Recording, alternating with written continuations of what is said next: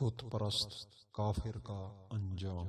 جس زمانے میں مہدی عباسی رائے میں رہتا تھا تو اس کی تعلیم و تربیت کے لیے منصور دوانیکی نے شرفی بن قطامی کو اس کا اتالیق مقرر کیا۔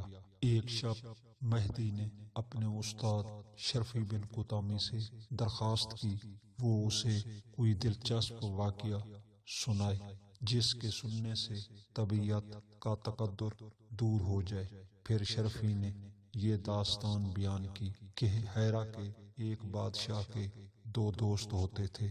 بادشاہ کو ان دونوں دوستوں سے بے حد محبت تھی اور انہیں اپنے سے جدا نہ ہونے دیتا تھا۔ ایک رات بادشاہ نے بہت زیادہ شراب پی لی۔ شراب کے نشے میں دھت ہو کر اس نے تلوار اٹھائی اور اپنے دونوں پیارے دوستوں کو قتل کر دیا۔ جب صبح ہوئی تو اس نے ہوش میں آتے ہی سب سے پہلے ان دوستوں کے متعلق دریافت کیا۔ اسے بتایا گیا کہ گزشتہ شب ان دونوں کو اس نے تلوار سے خود ہی قتل کیا ہے۔ اسے یہ سن کر انتہائی افسوس ہوا اور کافی دیر تک روتا رہا اور کئی دنوں تک اس نے ان کے فراق میں کھانا تک نہ کھایا۔ پھر حکم دیا کہ ان کی لاشوں کو دفن کر دیا جائے اور ان کی قبروں پر ایک عظیم الشان قبہ تعمیر کیا جائے۔ چنانچہ حکم کے تحت ان کی قبروں پر بہترین قبہ بنایا گیا اور اس جگہ کا نام غریین رکھا گیا۔ پھر بادشاہ نے ان کے دربار پر چند سرکاری محافظ کھڑے کر دیے اور حکم دیا کہ یہاں سے جو بھی شخص گزرے وہ ان قبروں کو لازمی طور پر سجدہ کرے۔ اگر کوئی شخص سجدہ پر آمادہ نہ ہو تو اسے قتل کر دیا جائے، لیکن قتل سے پہلے اس کی 2 حاجات پوری کر دی جائیں۔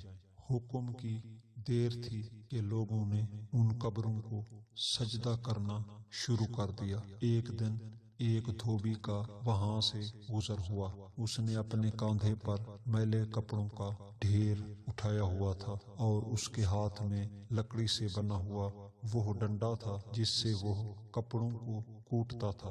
غرین کے محافظوں نے جیسے ہی اسے دیکھا تو اسے وہاں سجدہ کرنے کا حکم دیا، لیکن دھوبی خدا پرست تھا۔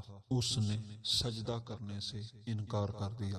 محافظ اسے پکڑ کر بادشاہ کے پاس لے آئے اور بتایا کہ یہ شخص سجدہ کرنے سے انکاری ہے۔ دھوبی نے کہا میں نے سجدہ کیا تھا، یہ محافظ جھوٹ بولتے ہیں۔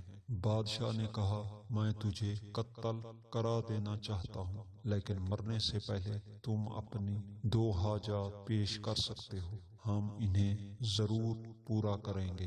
دھوبی نے کہا اگر یہ معاملہ ہے تو میری پہلی حاجت یہ ہے کہ مجھے یہ ڈنڈا بادشاہ کی گردن پر مارنے دیا جائے۔ بادشاہ نے کہا جاہل نادان، اس حاجت کا تجھے کوئی فائدہ نہیں ہوگا، بہتر ہے کہ کوئی ایسی چیز طلب کر جو تیرے اور تیرے خاندان کے لیے مفید ہو۔ دھوبی نے کہا ہرگز نہیں، میری پہلی حاجت یہی ہے۔ بادشاہ نے حیران ہو کر اپنے وزیروں سے مشورہ کیا اور کہا کہ بتاؤ اس نادان کے ساتھ کیا کیا جائے۔ وزراء نے کہا عالی جاہ، چونکہ آپ 2 حاجات کے لیے کہہ چکے ہیں لہذا وعدہ کر کے مکر جانا اخلاق سلاطین کے منافی ہے، اسے اس کی حاجت پوری کرنے دیں۔ یہ سن کر بادشاہ نے کہا تم پر صد ہے، تم کسی نہ کسی طرح سے اس دھوبی کو راضی کرو، وہ اس کی بجائے کوئی اور حاجت طلب کرے۔ اگر وہ مجھ سے میری آدھی حکومت بھی طلب کرے گا تو بھی دینے کو تیار ہوں، لیکن دھوبی کے ہاتھوں ڈنڈا کھانا انتہائی مشکل ہے۔ دھوبی اپنے پہلے والے مطالبہ پر باضد رہا اور کہا کہ بس میری پہلی خواہش یہی ہے کہ بادشاہ کی گردن پر مجھے ڈنڈا مارنے دیا جائے۔ ناچار بادشاہ کو دھوبی کی شرط قبول کرنی پڑی۔ دھوبی نے اپنا ڈنڈا بلند کیا اور پورے زور سے بادشاہ کی گردن پر رسید کیا۔ بادشاہ بے ہوش ہو گیا۔ کئی دن تک وہ ہوش و حواس میں نہ آیا۔ کپاس کو تر کر کے اس کے منہ میں قطرہ قطرہ پانی ڈالا جاتا تھا۔ پورے 1 سال تک وہ سخت بیمار رہا۔ 1 سال بعد وہ تندرست ہوا، حصول صحت بجا لایا اور اہل دربار سے دھوبی کے متعلق پوچھا تو انہوں نے بتایا کہ ہم اسی دن سے دھوبی کو قید کر کے زندان میں ڈالا ہوا ہے۔ بادشاہ نے کہا دھوبی کو ہمارے سامنے پیش کیا جائے۔ دھوبی کو بادشاہ کے سامنے لایا گیا تو بادشاہ نے بڑے خشمگین لہجے میں کہا کہ اب تم جلدی سے اپنی دوسری حاجت پیش کرو، پھر میں تمہیں قتل کرا دوں گا۔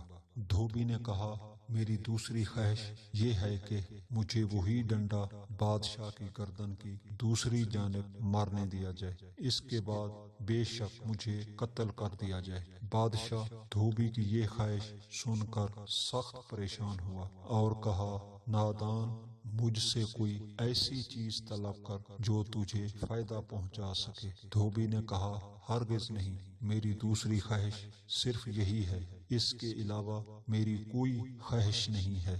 بادشاہ نے اپنے وزراء سے مشورہ کیا تو انہوں نے کہا جناب، شرط قبول کیے بغیر کوئی چارہ کار نہیں ہے۔ بادشاہ نے کہا افسوس، اس کی ایک ضرب نے تو مجھے 1 سال تک بستر پر لٹایا ہے، اب اگر اس نے دوسری ضرب ماری تو میں مر جاؤں گا۔ آخر کار بادشاہ نے دھوبی سے کہا کہ جس دن تجھے محافظ گرفتار کر کے میرے پاس لائے تھے اس دن تو نے کہا تھا کہ تو نے سجدہ کیا ہے، محافظ جھوٹ بولتے ہیں۔ دھوبی نے کہا جی ہاں، میں نے اس دن یہ بات کہی تھی، لیکن تم نے میری بات کو تسلیم نہیں کیا تھا۔ بادشاہ یہ سن کر اٹھا اور دھوبی کو بوسے دینے لگا اور کہا میں گواہی دیتا ہوں کہ تو سچ کہتا ہے، محافظ جھوٹے ہیں۔ مہدی یہ داستان سن کر بہت خوش ہوا اور اپنے استاد کو انعام سے نوازا۔